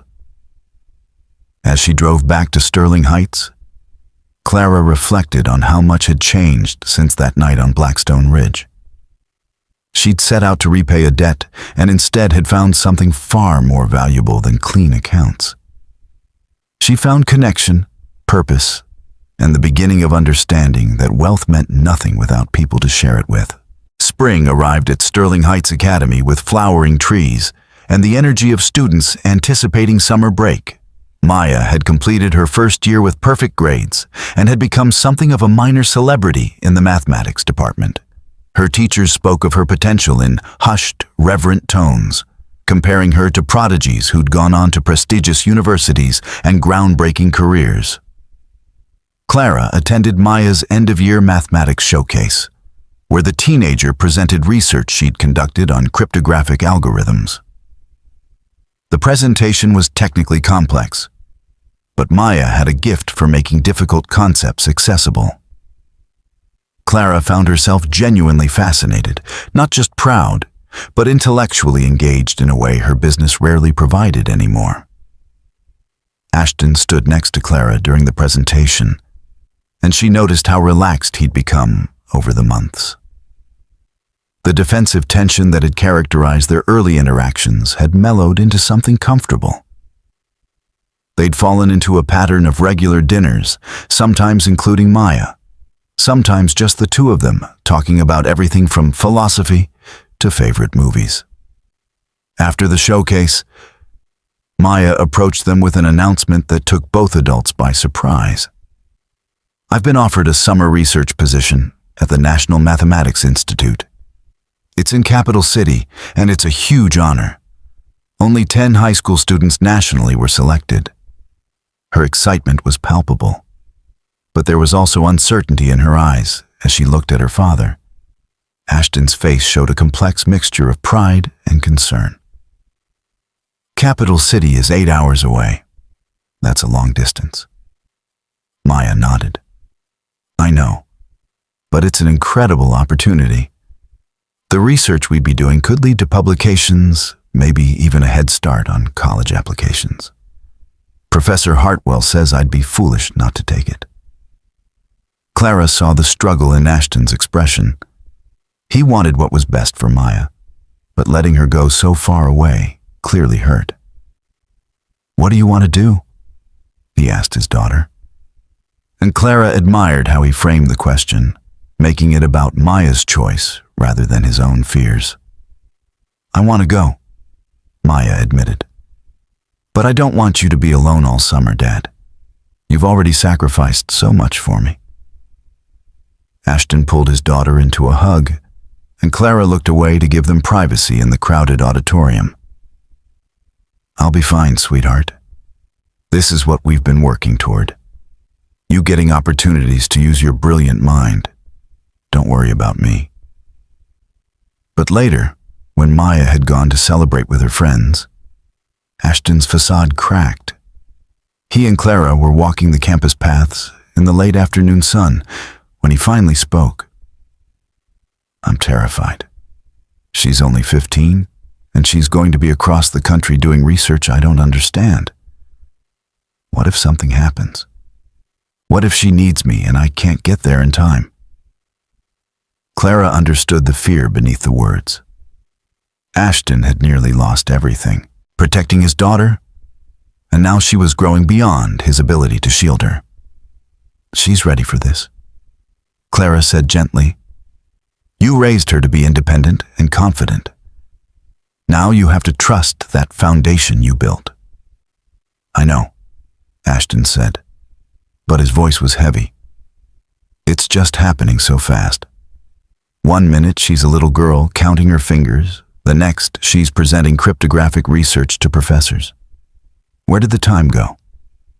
Clara felt a pang of sympathy for what Ashton was experiencing. The bittersweet pride of watching someone you love outgrow their need for your protection. You won't be alone this summer, Clara found herself saying. I mean, if you want company. We could finally tackle that reading list we keep talking about. Maybe take some day trips to places neither of us have been. Ashton looked at her with surprise and something else, something warmer. You'd want to spend your summer with me? Don't you have a company to run?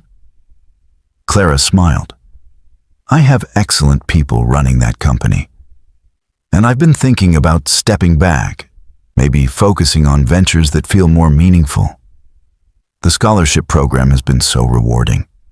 I've been considering expanding it, creating opportunities in other fields beyond mathematics. She paused, then added, I could use a partner in that. Someone who understands what it's like to fight for opportunities most people take for granted. The suggestion hung between them, more significant than Clara had initially intended. Ashton was quiet, processing the implications. A partner, he repeated. You want me to help run your charitable programs? Clara, I fix toilets and repair benches. I don't know anything about nonprofits or philanthropy. You know what matters, Clara countered. You understand what people actually need versus what rich donors think they need. That perspective is invaluable. And honestly, I'm tired of making decisions in isolation. I want someone I trust to challenge my assumptions. Ashton's expression showed he was tempted but uncertain. I'd need to keep my job here. Maya will be back in the fall, and I need to be on campus for her. We'd work around that, Clara assured him. Part-time consulting, flexible hours, whatever makes sense for your life. She felt nervous making the offer, vulnerable in a way that business negotiations never made her. This wasn't about filling a position. This was about creating a structure that would keep Ashton in her life permanently. Over the following weeks, as Maya prepared for her summer program, Clara and Ashton began planning what their partnership might look like. They met in coffee shops and walked through parks, discussing values and priorities. Clara was surprised by how much she valued Ashton's input, how his perspective forced her to think beyond surface solutions to systemic problems. When the day came for Maya to leave for Capital City, both Clara and Ashton drove her to the bus station. The teenager hugged her, father tightly, whispering something that made Ashton's eyes water. Then she turned to Clara and embraced her as well. Take care of him, Maya said quietly. He pretends to be tough, but he's actually a softie. Don't let him spend the whole summer working and forgetting to eat. Clara laughed through her own tears. I promise. And you take care of yourself. Call us whenever you need anything. As the bus pulled away, Clara and Ashton stood side by side, waving until Maya disappeared from view. The emptiness that followed felt shared, both of them facing a summer without the brilliant girl who'd become central to both their lives. Well, Ashton said finally, I guess it's just us now. Clara smiled, feeling nervous and hopeful simultaneously. Just us. Ready to change the world through philanthropy? Ashton laughed, the sound genuine and warm. not even close. But I'm ready to try.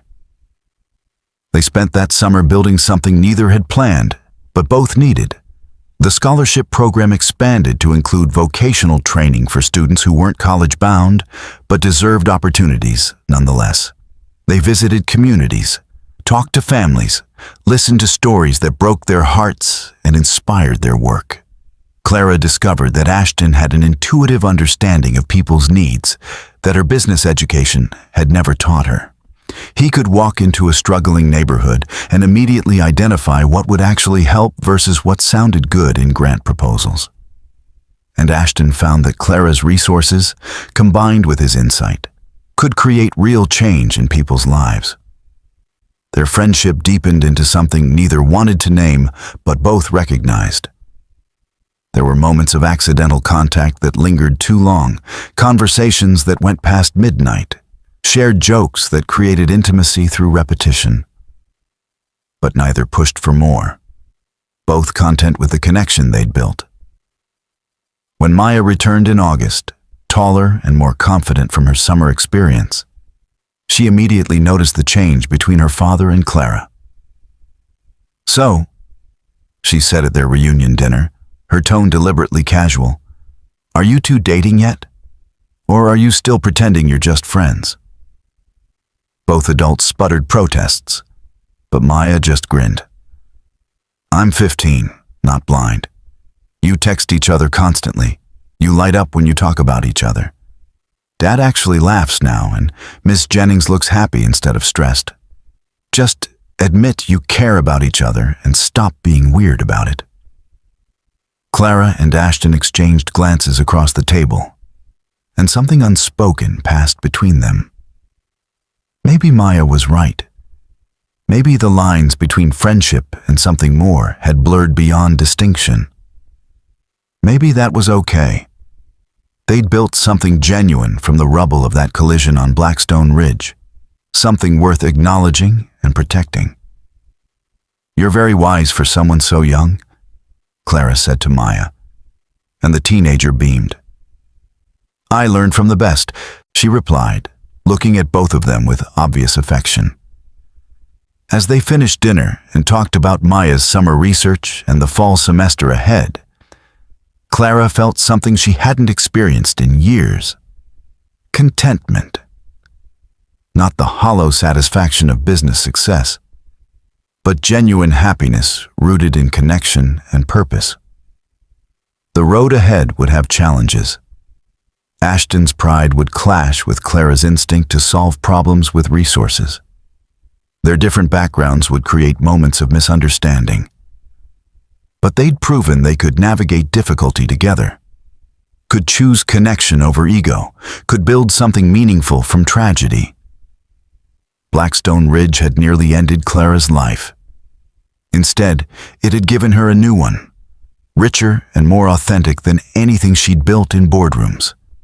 And it had given Ashton something equally valuable: proof that accepting help wasn't weakness, that connection could exist without owing, that his worth wasn't measured solely by what he could provide alone. Together, they were learning what it meant to truly live, not just survive. 2 years after that fateful night on Blackstone Ridge, Clara Jennings stood on the stage of Sterling Heights Academy's graduation ceremony, preparing to give the commencement address. The irony wasn't lost on her. She'd been invited not because of her business success or her wealth, but because of the scholarship program she and Ashton had built together, which had now helped over 300 students from struggling communities access quality education. In the audience, Ashton sat with Mrs. Patterson, both of them beaming with pride. Maya wasn't graduating today. She still had 2 more years at the academy, but she'd insisted on attending to support the seniors who'd become her friends and mentors. Clara caught Ashton's eye and felt the familiar warmth that had become constant in her life over the past months. Their relationship had evolved slowly, carefully, both of them too aware of what they could lose to rush into anything careless. But 6 months ago, during a late-night conversation in Ashton's apartment while reviewing grant applications, he'd kissed her. It had been tentative, almost apologetic, as if he still couldn't quite believe someone like Clara would want someone like him. She'd kissed him back with certainty, trying to convey through action what words had failed to express. They'd been together since then, navigating the complications of merging two very different lives. Clara had sold her penthouse and bought a modest house near the academy, close enough that Ashton could walk to work and Maya could visit easily. She'd stepped back from day-to-day operations at Apex Solutions, taking a chairman role that allowed her to focus on the non-profit work she and Ashton had built together. The foundation they'd created, called Second Chances Initiative, had expanded beyond scholarships. They provided vocational training, small business loans for struggling entrepreneurs, and support services for families in crisis. Ashton had proven to be a natural at identifying genuine need and creating programs that actually helped rather than just sounding good on paper. Clara brought the resources and organizational structure, but Ashton brought the heart. As Clara began her commencement speech, she looked out at the graduates and their families. 2 years ago, I nearly died on a mountain road. My brakes failed, and I was seconds from a crash that would have ended my life. But a truck driver named Ashton Walsh saw what was happening and made a choice. He positioned his truck in my path, sacrificing everything he owned to save a stranger. She paused, letting the words settle over the audience. That night, Ashton gave me an extraordinary gift. Not just my life, but a chance to understand what life is actually for. I'd spent 20 years building a company, accumulating wealth, achieving success as the world defines it. But I was fundamentally alone, disconnected from anything that gave existence real meaning. Ashton showed me what courage looks like when you have nothing to gain and everything to lose. Clara saw Ashton shift uncomfortably in his seat, never comfortable being the focus of attention. Maya squeezed his hand, her expression radiating love and pride. The graduates sitting before you today come from all kinds of backgrounds. Some have resources and advantages. Others have fought against circumstances that would have broken most people. But every single one of you has been given gifts, talents, opportunities. The question is what you'll do with them. She thought about her own journey, from CEO focused solely on profit to someone who measured success by lives changed. I learned from Ashton and his remarkable daughter Maya that real wealth isn't counted in bank accounts. It's measured in connections made, in people helped, in the courage to act when action is costly. It's measured in the communities we build and the hands we reach out to those who need them. The speech continued, touching on responsibility, service, and the importance of using privilege to create opportunity for others. But Clara's mind was partly on the conversation she and Ashton had shared the previous evening. They'd been discussing the future, about what came next for them personally and professionally. Ashton had surprised her by suggesting they expand the foundation nationally, creating a network of support that could reach thousands of families like his own had been. "You're sure?"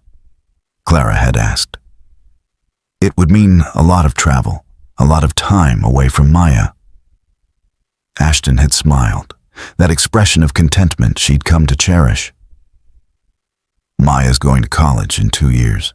She's already been accepted to 3 different advanced mathematics programs. She doesn't need me hovering over her anymore. And besides, this work we're doing, it matters, Clara. It matters more than anything I've ever done. I want to do more of it. They'd talked late into the night about possibilities, about reaching communities across the country, about building something that would outlast them both.